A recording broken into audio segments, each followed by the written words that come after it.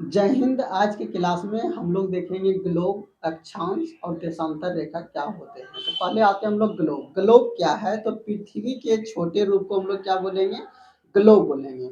अब ग्लोब पर किसी भी स्थान की एग्जैक्ट लोकेशन बताने के लिए हम लोगों को अक्षांश और देशांतर रेखा की जरूरत पड़ती है। अक्षांश और देशांतर की जरूरत क्यों पड़ी? पृथ्वी पर किसी भी स्थान का लोकेशन बताने के लिए। उसके बाद हम लोग आते हैं अक्षांश क्या है? तो अक्षांश क्या है? पृथ्वी के केंद्र से किसी भी स्थान के कोणिक दूरी को हम लोग क्या बोलेंगे? अक्षांश बोलेंगे। जैसे मान लीजिए कि ये कोई पृथ्वी का केंद्र है, केंद्र से कोणिक दूरी ये मान लीजिए 1 डिग्री हुआ, तो 1 डिग्री का जो ये कोणिक दूरी है इसी को बोलेंगे 1 डिग्री अक्षांश। फिर आगे जाएंगे 2 डिग्री को बोलेंगे 2 डिग्री अक्षांश, फिर बोलेंगे 3 डिग्री अक्षांश।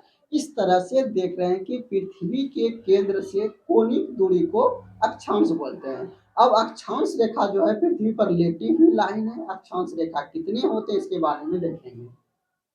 तो कोई पृथ्वी अगर यदि पृथ्वी को बीचों बीच से काट दिया जाए तो ऊपर साइड और नीचे साइड दो बराबर भागों में बटेंगे। तो ऊपर साइड वाले को ऊपरी ऊपर भाग को बोलेंगे उत्तरी गोलार्ध और नीचे वाले भाग को बोलेंगे दक्षिणी गोलार्ध। पृथ्वी को अगर बीचों बीच से काट दिया जाए तो पृथ्वी पर वैसी लाइन जो पृथ्वी को दो बराबर भागों में काटती है उसे हम लोग क्या बोलेंगे? विषुवत रेखा बोलेंगे या तो भूमध्य रेखा बोलेंगे। उसके बाद हम लोग ये देखते हैं कि विषुवत रेखा या भूमध्य रेखा के उत्तर वाले भाग को यानी ऊपर वाले भाग को उत्तरी गोलार्ध बोलेंगे और नीचे वाले भाग को हम लोग दक्षिणी गोलार्ध बोलेंगे। अब अगर यदि ये 0 डिग्री लाइन है, 0 डिग्री के ऊपर में कितने अक्षांश है? तो एक एक डिग्री पर आप लोग देखते हैं कि ये 0 डिग्री है, तो 0 डिग्री के ऊपर साइड में एक एक डिग्री पर इस तरह करके बढ़ती जाएंगे आप लोग तो 90 अक्षांश बनेंगे। उसी तरह फिर 0 डिग्री के नीचे आप लोग बढ़ते जाएंगे तो 90 अक्षांश बनेंगे। इस तरह अक्षांश की संख्या कितनी हो गई? 90 ऊपर और 90 नीचे और एक हो गया 0 डिग्री। टोटल अक्षांश की संख्या कितनी हो गई? 181। अगर यदि आपसे कोई पूछे अक्षांश की संख्या कितनी है तो आप बोलेंगे 181। अब आते हैं अक्षांश रेखा क्या है। आप यहाँ पर देख रहे हैं कि 90 डिग्री कोई रेखा नहीं होकर के एक बिंदु है, इसी कारण 90 डिग्री को हम लोग रेखा में नहीं काउंट करते हैं।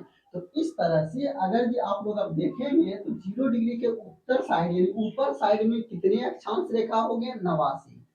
ये क्यों कम गया? क्योंकि 90 डिग्री रेखा नहीं करके बिंदु है, तो ऊपर में 89 और नीचे 89 और एक ये 0 डिग्री, तो टोटल कितने हो गए? 179। तो इस तरह से हम लोग देख रहे हैं कि अक्षांश अगर भी आपसे पूछे 181, अक्षांश रेखा पूछे तो 179।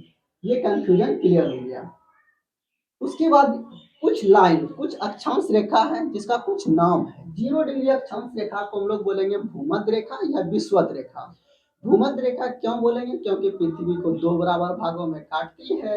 उसके बाद 23.5 डिग्री को बोलेंगे कर्क रेखा, 66.5 को बोलेंगे आर्कटिक वृत्त। उसी तरह हम लोग नीचे साइड आएंगे 23.5 डिग्री दक्षिण में जो होगा उसे क्या बोलेंगे? मकर की रेखा बोलेंगे और 66.5 डिग्री को अंटार्कटिक वृत्त। उसके बाद इसको दक्षिणी ध्रुव और इसको उत्तरी ध्रुव। इस तरह से हम लोग अक्षांश और उसके जो मुख्य बिंदु है उसके बारे में देखें। अब यहाँ से देखते हैं दो अक्षांश जो है, जैसे कि मान लीजिए 0 डिग्री और 1 डिग्री, यानी किन्हीं में दो अक्षांशों के बीच की दूरी हमेशा नियत रहती है। उसके बाद अक्षांश रेखा एक दूसरे के क्या है? समानांतर। आप देख रहे हैं कि अक्षांश रेखा एक दूसरे के क्या है? समांतर। यानी पृथ्वी पर लेटी हुई लाइन को हम लोग क्या बोलेंगे? अक्षांश रेखा बोलेंगे। अक्षांश रेखा क्या है? समानांतर है। और एक बात ये भी याद रखेंगे, पृथ्वी पर ये सभी रेखाएं काल्पनिक है, वास्तव में नहीं है, कल्पना किया गया है। ठीक है।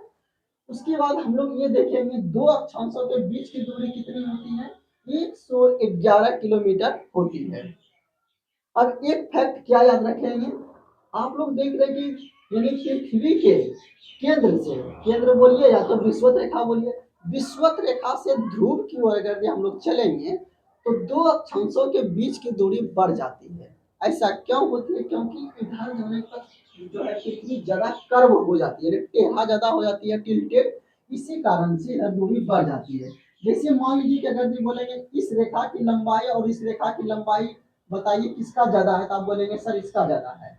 तो इस तरह से देख रहे हैं कि कर्व बढ़ाने पर लंबाई बढ़ जाती है। यही कारण है कि ध्रुव की ओर जाने पर अक्षांशों के बीच की दूरी थोड़ी बढ़ जाती है। तो आप लोगों ने ये देखा कि पृथ्वी पर अक्षांश क्या है, ग्लोब क्या होते हैं, अक्षांश कितनी है, अक्षांश रेखा की संख्या कितनी है, इसका क्या उपयोग है, इसके बारे में सीखें। नेक्स्ट वीडियो में हम लोग देशांतर रेखा के बारे में सीखेंगे और उसके बारे में विशेष जानकारी हासिल करेंगे। आज इतना ही, धन्यवाद।